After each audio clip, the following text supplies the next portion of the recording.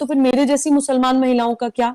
बहुत सारी ऐसी मुसलमान महिलाएं जो नहीं करना चाहती हिजाब, या फिर जो जगह है हिजाब करने की वहां करना चाहती हैं, या अपने मन से करना चाहती हैं। मैं नमाज पढ़ती हूँ तो डेफिनेटली हिजाब करके पढ़ती हूँ, कोई बाल खोल के तो मैं नमाज पढ़ती नहीं हूँ। तो एक कोड ऑफ कंडक्ट सबको पता होता है कि कहां पर क्या करना है, कहां पर क्या नहीं करना। जैसे अपना शरीर ढकना किसी महिला का अधिकार है, बिकनी पहनना भी किसी महिला का अधिकार है, लेकिन बिकनी पहनने की एक जगह है। स्विमिंग पूल पे या बीच पर, मार्केट प्लेस पे या मॉल में तो नहीं घूमेगी कोई लड़की बिकनी पहन के। तो ये छोटी छोटी चीजें हम लोगों को समझने की जरूरत है। और एक लास्ट पर्सपेक्टिव इस हिजाब प्रकरण को देखने का है आरिफ जी, पॉलिटिकल। मैंने आपको बताया कि उस समय, जिस समय ये प्रकरण क्रिएट किया गया, प्रोपेगेंडा क्रिएट किया गया, उस समय उत्तर प्रदेश इलेक्शन चल रहे थे और उत्तर प्रदेश में मुसलमान महिलाओं का पुरजोर समर्थन मिल रहा था माननीय योगी आदित्यनाथ जी को। तो मुस्लिम वोट को मैनिपुलेट करने के लिए कि कहीं योगी जी के फेवर में वोट न डाल दें ये लोग, क्योंकि उनको सुरक्षा मिल रही है वहां पे, उनको सम्मान मिल रहा है उत्तर प्रदेश में, तो महिलाएं बहुत ज्यादा वोट दे रही थी, जो अभी भी दिया है।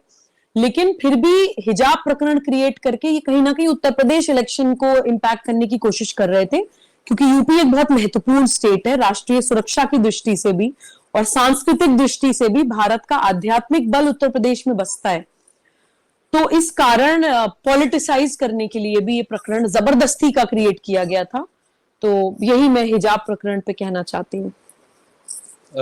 बिल्कुल सही कहा आपने यूपी के बारे में। अभी आपसे इंटरव्यू से पहले मेरी सुनील लाल साहब से बात हो रही थी मेरे स्टे लखनऊ के बारे में, तो मैं उनसे यही कह रहा था कि दिल तो बहुत करता है कि लखनऊ में घर किराए पे लेके मैं भी वहीं रहना शुरू कर दूं। वाकई UP is a wonderful place. जी जी जी। सिबोही जी, दो सवाल रह गए। एक तो ये कि यूनिफॉर्म सिविल कोड एक है जो कि यहाँ पे भी है। यहाँ पे मैं मुसलमान हूँ तो इसका मतलब ये नहीं कि मैं 4 शादियां कर सकता हूँ, मैं एक ही शादी कर सकता हूँ।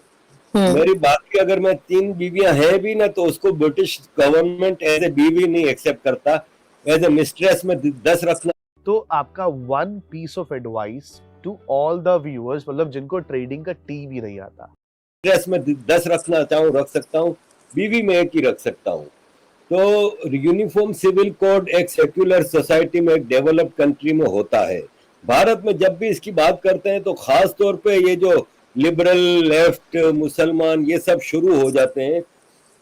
अभी राजदीप सरदेसाई एक बहुत ही अजीम एंकर हैं, आपको पता है। उन्होंने आरिफ मोहम्मद खान साहब गवर्नर केरला का एक इंटरव्यू ले रहे थे, उसमें उनसे हिजाब के, जैसे मैंने अभी आपसे सवाल किया तो उनसे हिजाब पे एक सवाल किया था।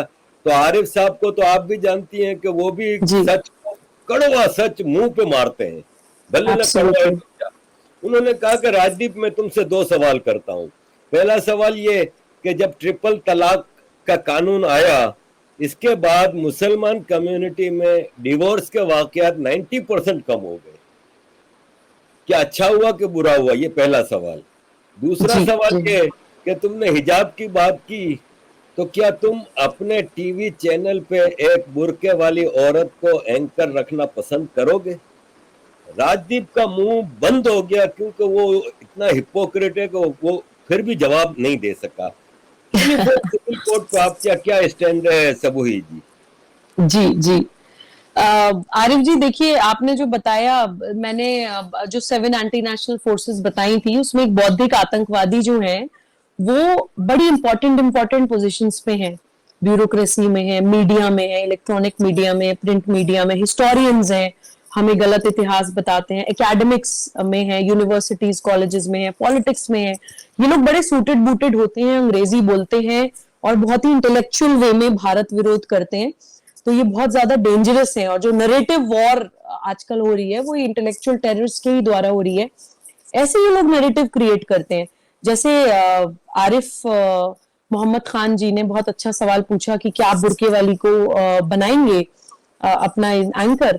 मैं एक सवाल और मैं भी पूछती हूँ इन लोगों से कि आपके घर की कोई डोरबेल बजाए और उसने नकाब कर रखा हो, क्या आप उसको बिना पहचान देखे अपने घर में घुसने देते हैं? फौरन मन में सवाल आता है कि चोर तो नहीं है, डाकू तो नहीं है, कोई आतंकवादी तो नहीं है। अपने घर की सुरक्षा के लिए बड़े चिंतित हैं जी, लेकिन समाज के लिए, देश की सुरक्षा के लिए चिंतित नहीं है।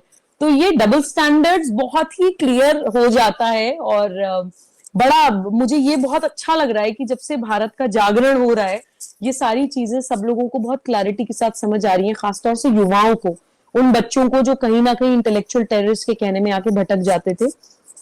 तो बुर्के वाली बात पे तो मैं आपको ये कहना चाहूंगी। दूसरी बात, आपने यूनिफॉर्म सिविल कोड और ट्रिपल तलाक की पूछी।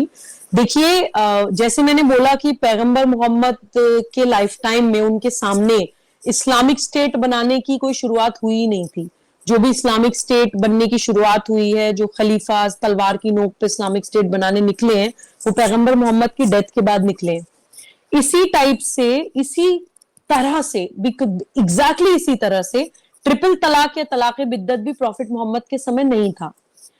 उनकी वफात के बाद जब ये इस्लामिक स्टेट की शुरुआत हुई, तो उस वक्त ये लोग जो इस्लामिक स्टेट के जो लड़ाके थे या आतंकवादी थे, ये जिन जगह, जिन कंट्रीज को इन्वेड करते थे, वहां की खूबसूरत औरतों को कैप्टिवेट करने के लिए ये चाहते थे कि हम अपनी बीवियों को छोड़ दें। तो इन्होंने एक शॉर्टकट सॉल्यूशन निकाला, तलाक तलाक तलाक, छोड़ दिया, जिससे मन करे उससे शादी कर ली, उसको छोड़ने का मन किया, फिर तलाक तलाक तलाक, अब तीसरी से शादी कर ली।